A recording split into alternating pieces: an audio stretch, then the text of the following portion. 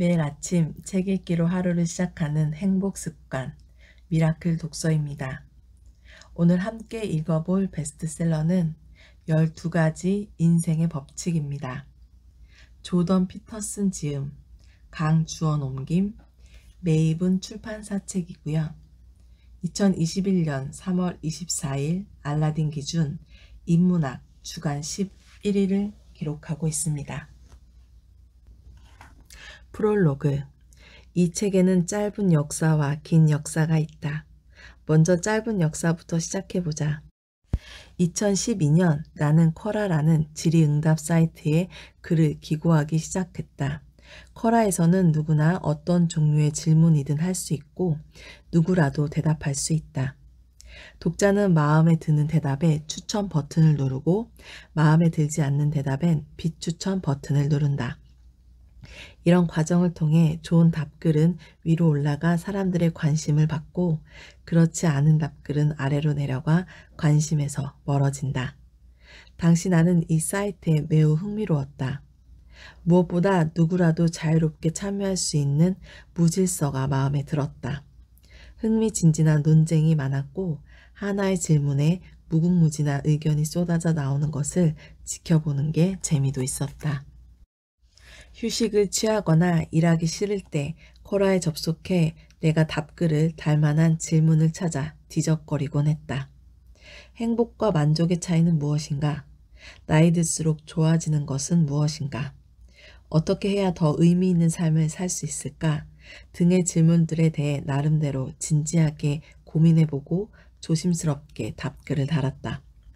쿼라에서는 내가 쓴 답글의 조회수와 추천수가 얼마나 되는지 쉽게 확인할 수 있다. 그걸 보면 내 설득 능력이 어느 정도이고 남들이 내 의견을 어떻게 생각하는지 대략 파악할 수 있다. 답변을 읽는 사람 중 소수만 추천 버튼을 누른다. 어떻게 해야 더 의미 있는 삶을 살 수 있을까? 라는 질문에 답글을 올린 지 5년이 지난 지금 그 글을 읽는 사람은 얼마 되지 않는다. 나이 들수록 좋아지는 것은 무엇인가? 라는 질문에 쓴 답글을 읽는 사람은 훨씬 더 적다.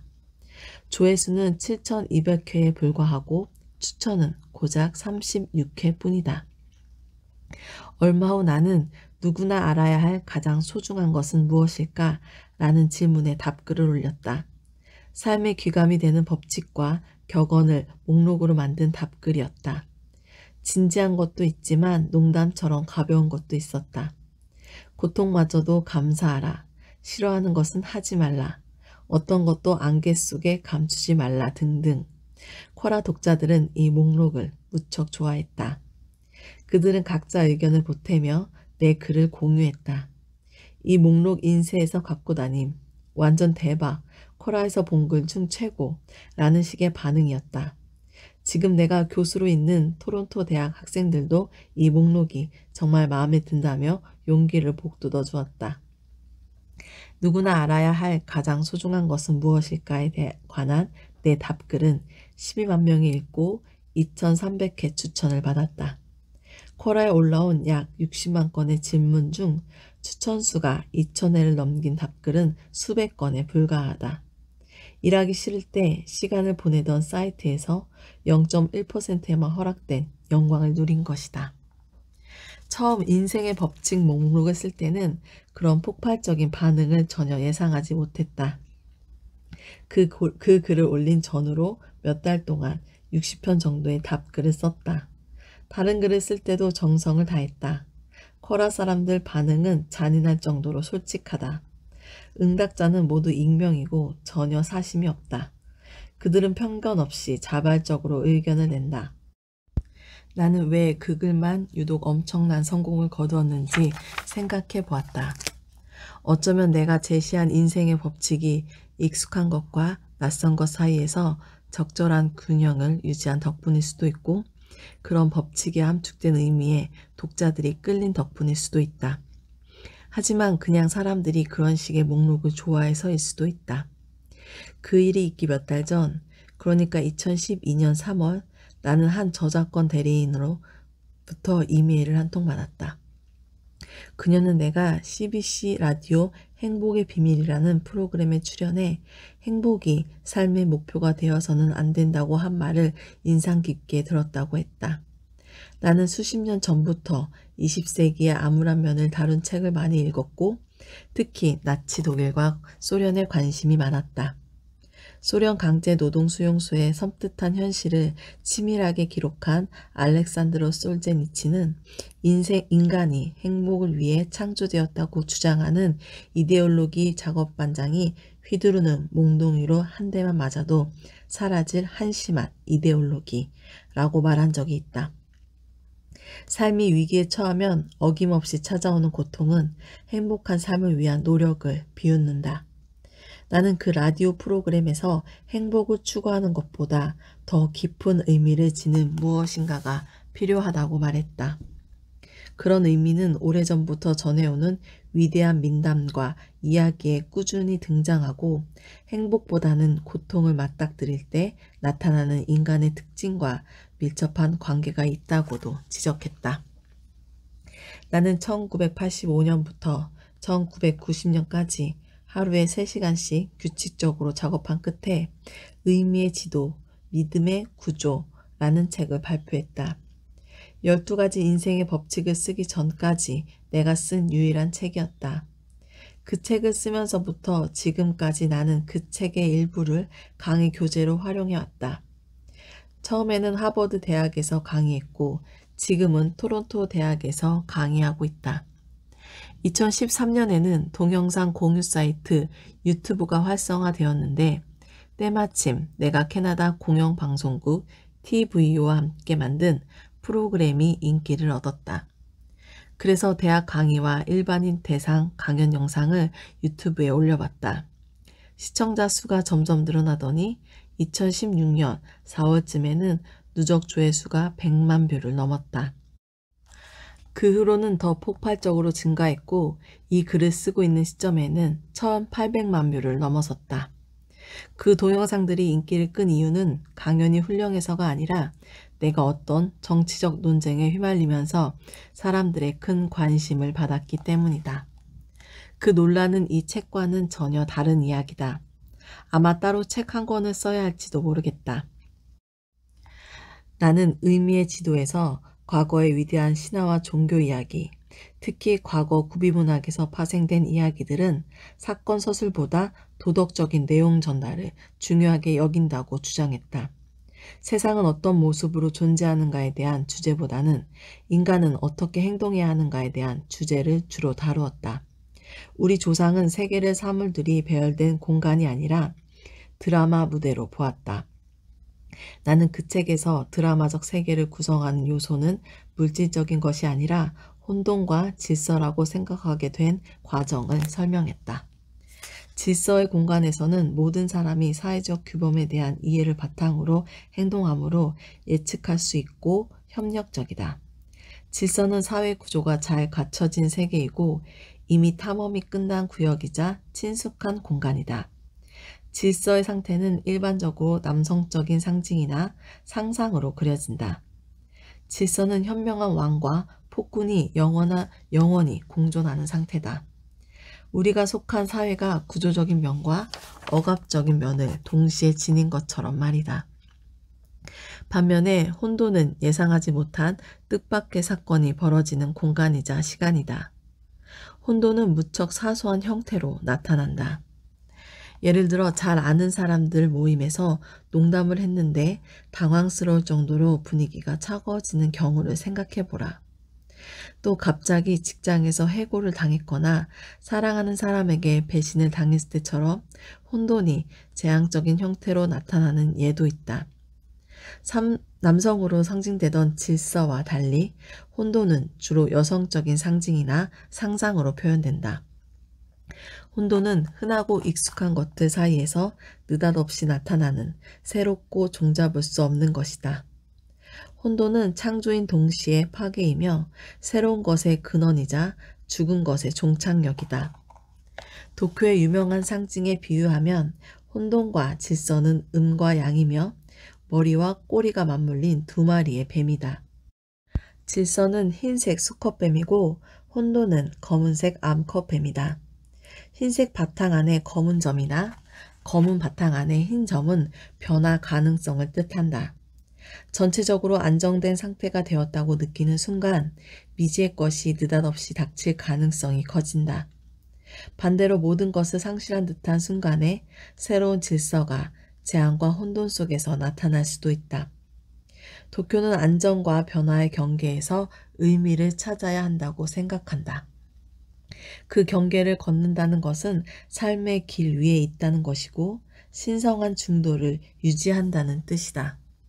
삶의 길을 걷는 것이 행복보다 훨씬 더 좋은 것이다. 앞에서 언급한 저작권 대리인은 내가 CBC 라디오에서 한 이야기를 듣고 많은 생각을 하게 되었다며 일반 독자를 위해 책을 쓸 생각이 없느냐고 물었다. 첫 책 의미의 지도는 무척 두껍고 난해한 책이라 좀 더 쉽게 다시 써보려고 시도한 적이 있다. 하지만 그 일을 하기에는 마음의 준비가 아직 안 되어 있었고 당연히 결과물도 영 신통치 않았다. 지금 생각해보면 혼돈과 질서 사이에서 뭔가 새로운 것을 만들려고 노력해야 했는데 그저 과거의 책과 그 책을 쓰던 때 나를 모방하는 데 급급했던 것 같다. 나는 저작권 대리인에게 내가 TVO의 빅 아이디어라는 프로그램에서 한 강연 중 내 편의 유튜브를 찾아서 본 뒤 다시 이야기해보자고 제안했다. 그녀가 그 영상을 보면 내가 일반 독자를 위해 어떤 책을 쓸 수 있을지 좀 더 구체적으로 이야기할 수 있으리라 생각했다. 몇 주 후 그녀에게서 다시 연락이 왔다. 강연 4편을 모두 보고 그 내용을 동료와 논의해 보았다고 했다. 그녀는 전보다 관심이 훨씬 많아졌고 이 프로젝트를 꼭 성사시키고 싶다고 말했다. 긍정적인 반응이었지만 마냥 좋지만은 않았다.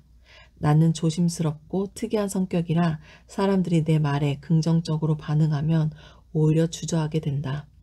또 외부 단체로부터 강연해 달라는 요청을 받으면 머뭇거린다. 내가 가르치는 걸 학교 밖 사람들이 알면 대소동이 벌어질 거라고 생각하기 때문이다. 여러분도 이 책을 끝까지 읽어보고 이런 걱정이 이해할 만한 것인지 아니면 순전히 노파심에 불과한 것인지 판단해 보기 바란다. 그녀는 우리가 즐겁게 살기 위해 필요한 것에 관한 간단한 안내서를 써달라고 부탁했다. 일단 즐겁게 산다라는 게 무엇을 뜻하는지는 논외로 하자. 나는 곧바로 쿼라에 올린 목록을 머릿속에 떠올렸다. 쿼라에 처음 답글을 올린 뒤 이런저런 새로운 생각을 덧붙여 여러 차례 수정을 한 터였다. 사람들은 새로운 생각에 대해서 긍정적인 반응을 보였다. 쿼라 목록과 저작권 대리인 아이디어는 통하는 면이 있었다.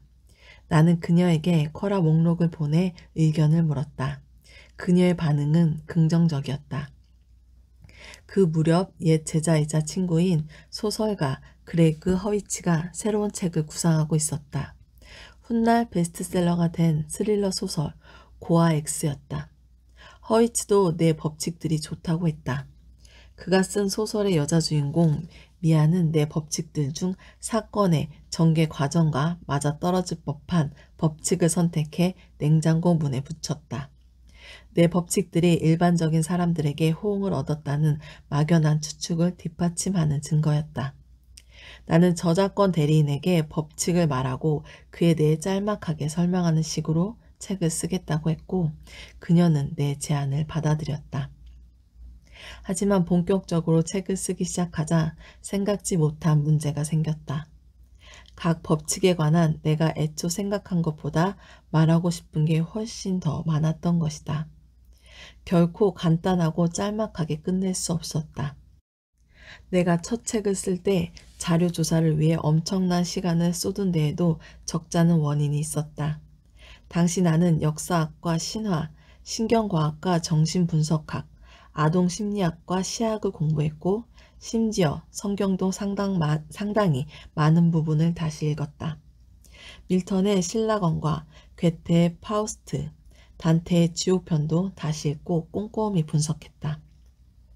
좋든 싫든 나는 이 모든 것을 통합해 냉전시대의 핵교착 상태라는 복잡한 문제를 풀어보려고 시도했다. 사람들이 세상이 파괴될지도 모르는 위험을 감수하면서까지 신념을 지키려 한다는 사실을 이해할 수 없었기 때문이다. 하지만 신념 체계를 공유할 때 사람들은 상대를 더 잘 이해할 수 있게 된다는 점에서 신념 체계가 단순히 믿음만은 아니라는 사실을 알게 되었다. 가치관을 공유하는 사람들은 상대를 쉽게 예측할 수 있다. 그들은 상대의 기대와 요구에 부응하는 방향으로 행동한다. 상대에게 무엇을 기대해야 하는지 알기에 사이좋게 협력할 수 있고 심지어 경쟁마저 평화롭게 할 수 있다. 공유된 신념 체계는 모든 사람을 단순한 잣대로 판단하게 만든다. 또한 서로를 잘 아는 사람들이 힘을 모아 세계를 길들이기에 세계도 단순해진다. 어쩌면 그들에게는 이런 체제를 지켜 단순함을 유지하는 것보다 중요한 것은 없을지도 모른다. 이런 체제가 위협받으면 중대한 근본이 흔들리기 때문이다. 사람들은 신념을 지키려고 싸우는 것이 아니다. 그들이 싸우는 진짜 이유는 믿음과 기대, 욕망 등이 서로 일치하기를 바라기 때문이다. 그리고 자기 기대와 사람들 행동이 일치하는 체제를 지키기 위해 싸운다. 그런 것들이 서로 일치해야 모두 생산적이고 예측할 수 있으며 평화롭게 살 수 있기 때문이다. 그래야 불확실성이 줄어들고 불확실성 때문에 생기는 고통스러운 감정의 혼돈도 줄어든다. 굳게 믿은 연인에게 배신당한 사람이 있다고 해보자. 둘 사이에 존재하던 신성한 사회적 계약이 깨진 것이다. 친밀한 관계일 때의 평화는 당사자들의 세심한 약속으로 만들어진다. 하지만 그 평화는 약해서 언제든 깨질 수 있다. 행동은 말보다 힘이 세다. 배신이라는 행위는 강력한 힘으로 평화를 파괴한다. 배신당한 사람은 자신과 배신자에 대한 혐오와 경멸, 죄책감, 불안감, 분노와 두려움 같은 끔찍한 감정에 사로잡힌다. 갈등은 피할 수 없고 때로는 치명적인 결과로 이어지기도 한다. 공유된 신념 체계, 이런 강력한 감정을 통제하고 관리한다. 혼돈과 공포, 그리고 그로 인한 갈등과 다툼에서 우리를 구해줄 무언가를 지키기 위해 싸우는 것은 당연하지 않은가? 신념 체계, 즉 문화 체계를 공유하면 구성원들이 안정적으로 상호작용할 수 있다. 문화 체계는 다시 말해 가치 체계다. 수많은 가치 중에는 다른 것보다 더 중요하고 우선시되는 것들이 있다. 한마디로 가치에도 등급이 있다는 뜻이다. 가치 체계가 없으면 누구도 적절히 행동할 수 없을 뿐만 아니라 제대로 인식하는 것도 불가능하다. 모든 행동과 인식은 목표를 바탕으로 이루어지는데 타당한 목표는 필연적으로 가치를 기준으로 판단된다. 가치 체계가 없다면 목표를 판단할 기준이 사라져 행동과 인식이 무의미해진다. 목표는 주로 긍정적인 감정과 연결되어 있다. 우리는 나아지고 있다는 느낌 없이는 행복해지기 어렵다. 나아지고 있다는 개념에는 어떤 가치가 포함되어 있다. 삶에서 긍정적인 가치를 발견할 수 없다는 것은 심각한 문제다. 인간은 나약하고 죽음을 피할 수 없는 존재이자 그 사실을 잘 아는 유일한 존재다. 그래서 인간은 고통과 불안에서 벗어날 수 없다. 인간이라는 존재의 내재한 고통을 견딜 수 있게 해줄 무엇인가가 있어야 한다. 즉, 심원한 가치 체계에 내재한 삶의 의미를 찾아야 한다. 그렇지 않으면 존재에 대한 두려움이 가장 중요한 위치를 차지하게 되어 희망을 잃고 절망적인 허무주의의 유혹에 빠져들고 만다. 그래서 가치가 없으면 의미도 없다. 하지만 가치 체계들은 자주 충돌한다. 따라서 우리는 영원히 진퇴양난에 놓인다. 내가 속한 집단의 믿음 체계가 사라지면 삶은 혼란스럽고 비참해서 견딜 수 없는 것이 된다. 집단의 믿음 체계는 필연적으로 다른 집단과의 충돌과 갈등을 불러일으킨다. 서구인들은 전통과 종교를 중심에 둔 문화에서 언제부터인가 점점 멀어졌다. 심지어 국가 중심 문화에서도 멀어졌다. 그 덕분에 집단 사이의 갈등 위험은 조금 줄었다. 하지만 절망적인 무의미의 포로가 될 위험은 점점 커지고 있다. 이것은 결코 발전이 아니다. 의미의 지도를 쓰는 동안 나는 우리에게 갈등을 감당할 여유가 없다는 걸 깨달았다. 20세기의 세계를 뒤흔든 엄청난 갈등은 인간이 감당할 만한 것이 아니었다. 게다가 지금은 파괴적인 기술의 위력이 지구를 통째로 날려버릴 정도로 강력해졌다. 지금 전쟁이 나면 그 결과는 그야말로 세상의 종말이다. 그런데도 우리는 가치체계와 신념체계, 문화체계를 결코 포기할 수 없다. 나는 이 까다로운 문제의 답을 찾으려고 몇 달 동안 씨름했다. 내가 아직 모르는 제3의 길이 있는 것일까? 그 무렵 어느 날 밤 꿈을 꾸었다. 내가 거대한 성당의 둥근 청장 바로 밑에 달린 샹들리에 매달려 있는 꿈이었다. 바닥보다 훨씬 높은 곳이어서 사람들이 아득히 멀리 떨어져 조그맣게 보였다. 나와 벽의 거리는 어마어마하게 멀고 둥근 천장도 까마득해 보였다. 나는 임상심리학자가 되는 과정에서 꿈을 자세히 관찰하는 법을 배웠다. 꿈은 이성이 접근한 적이 없는 어둑한 곳에 빛을 비추는 역할을 한다. 나는 기독교 교리에 상당히 연구했다. 그래서 내가 아는 지식을 바탕으로 그 꿈의 의미를 이해해 보려고 했다. 꿈에 등장한 성당은 십자가 모양으로 지어졌고 둥근 천장 아래 중심점은 십자가의 중심이었다. 십자가는 최악의 고통을 상징하는 동시에 죽음과 변화를 상징하며 세상의 중심을 뜻하기도 했다. 나는 그곳에 매달려 있고 싶지 않았다. 그럭저럭 공중에서 특색은 없지만 안전하고 익숙한 바닥으로 내려왔다. 어떻게든 내려왔는지는 모르겠다. 그러고는 침실로 들어가 다시 침대에 누웠다. 잠이라는 평화로운 무의식 세계로 돌아가고 싶었다. 그마저도 여전히 꿈속이었다. 하지만 긴장이 풀리자 몸이 이동하는 느낌이 들었다. 강력한 바람이 내 몸을 휘감으며 다시 성당으로 데려가 그 중심점 아래에 되돌려 놓은 듯한 태세였다. 피할 길이 없었다. 지독한 악몽이었다. 깜짝 놀라 잠에서 깼다. 내 뒤에 커튼이 불쑥 밀려와 베개를 뒤덮었다. 비몽사몽 중에 침대 발치를 물끄러미 바라보았다. 그 거대한 성당의 문이 보였다. 소스라치게 놀라 잠에서 완전히 깼다. 그제야 성당 문이 사라졌다. 그 꿈은 나를 존재의 중심에 두었고 도망갈 방법은 없었다. 그 꿈의 의미를 파악하는데 몇 달이 걸렸다. 그러는 동안 나는 과거의 위대한 이야기들이 다룬 주제에 대해 더욱 깊이 깨닫게 되었다. 그것은 바로 중심을 차지하는 것은 하나의 독립된 개체라는 사실이었다. X자 표시의 가운데 점처럼 중심은 십자가로 표시된다. 그 십자가에 존재하는 것은 고통과 변화다. 무엇보다 이 사실을 자발적으로 받아들여야 한다. 이렇게 할 때 집단과 집단의 원칙에 대한 맹목적 신봉은 극복하고 정반대편에 있는 허무주의라는 함정을 피할 수 있다. 또한 개개인의 의식과 경험에서 충분한 의미를 발견하는 것도 가능하다. 어떻게 하면 갈등이란 끔찍한 딜레마에서 세상이 해방될 수 있을까? 그리고 그와 동시에 심리적이고 사회적인 해체에서 벗어날 수 있을까?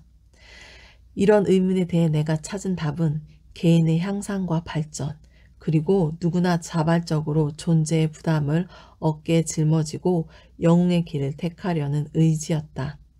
우리는 각자 자신의 삶에 대한 책임, 사회와 세계에 대한 책임을 짊어져야 한다.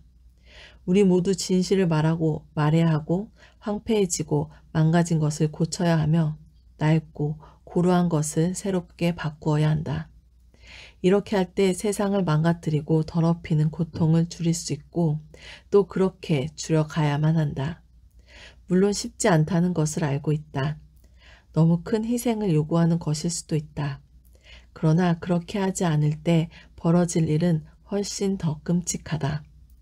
권위주의적 신념이 가져올 공포, 붕괴된 국가가 일으킬 혼돈, 걷잡을 수 없는 자연계의 재앙, 삶의 목적이 없는 개인들의 존재론적 불안과 나약함 등이 지배하는 세상을 상상해 보라. 나는 수십 년 동안 이런 생각에 대해 연구하고 강의해 왔다. 또한 이런 생각과 관련된 이야기와 관념을 상당히 모아왔다. 그렇다고 내 생각이 무조건 옳고 완전하다고 말하는 것은 아니다. 존재는 개개인이 생각해낼 수 있는 수준보다 훨씬 복잡하다. 내가 모든 것을 알고 있는 것도 아니다. 나는 단지 내가 알고 있는 것 중에서 최선을 제시할 뿐이다. 이 책은 그동안의 내 모든 연구와 사색에서 얻어낸 결과물이다. 처음에 나는 쿼라에 올린 40개의 답글로 얄팍한 책을 쓰려고 했다. 출판사인 펭귄 랜덤하우스 캐나다도 그렇게 하라고 했다. 하지만 글을 쓰는 동안 나는 책의 법칙 수를 25개로 다시 16개로 줄였고 최종적으로는 현재 12개로 줄였다. 또한 편집자의 도움과 질책을 받아가면서 꼬박 3년 동안 원고를 고쳤다. 앞에서 언급한 허위치의 날카로운 비판도 큰 도움이 되었다.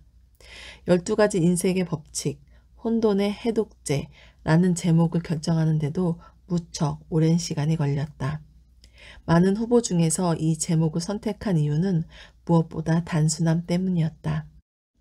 이 제목에는 원칙이 정리되지 않으면 카오스가 유혹한다는 뜻이 담겨 있다. 우리에게는 법칙과 기준, 가치가 필요하다. 우리는 마치 짐을 나르는 동물과 같다. 우리 인생이 살만한 가치가 있고 우리가 존재하는 이유가 있다는 것을 증명하기 위해서라도 짐을 짊어져야 한다. 우리에게는 일상과 전통도 필요하다. 그런 것이 질서다. 하지만 질서도 지나치면 좋지 않다. 혼돈이 우리를 덮치고 그 결과 우리가 혼돈에 매몰될 수 있기 때문이다. 우리는 좁고 고든 길을 걸어야 한다. 이 책에서 언급하는 12가지 법칙은 그곳에 있기 위한 지침이다. 그곳은 혼돈과 질서의 경계선 위에 있다. 그곳은 우리가 안정을 누리면서도 얼마든지 탐험과 변화, 수정과 협력을 시도할 수 있는 곳이다. 그곳은 우리의 삶, 그리고 삶에서 피할 수 없는 고통을 정당화하는 의미를 찾을 수 있는 곳이다. 우리가 올바르게 산다면 부담스러운 자의식의 무게를 견뎌낼 수 있을 것이다. 올바르게 산다면 우리가 죽음을 피할 수 없는 유약한 존재라는 사실을 기꺼이 인정할 것이다. 원망으로 시작해서 시샘과 복수심과 파괴적 욕망을 차례로 자극하는 피해의식에도 사로잡히지 않을 것이다. 올바르게 산다면 우리가 불완전하고 무지한 존재라는 사실을 감추기 위해 전체주의적 이념에 의지할 필요도 없을 것이다. 올바르게 산다면 지옥으로 향하는 모든 길을 피할 수 있을 것이다. 우리는 20세기의 진짜 지옥이 어떤 것인지를 생생히 목격하지 않았는가? 이 책에서 소개하는 12가지 법칙과 그에 관한 설명을 통해 이미 알고 있는 것을 좀 더 깊이 이해할 수 있기를 바란다. 진정한 존재로서 영적 행위를 갈망하고 삶이 부과하는 책임을 기꺼이 지겠다는 의지가 있다면 정말 의미 있는 삶을 살게 되리라 확신한다. 그리고 우리 모두 올바르게 산다면 다 함께 번창할 것이다. 이 책을 읽어내려갈 여러분 모두에게 행운이 함께하기를. 조던 피터슨. 오늘 미라클 독서는 여기까지 읽겠습니다. 감사합니다.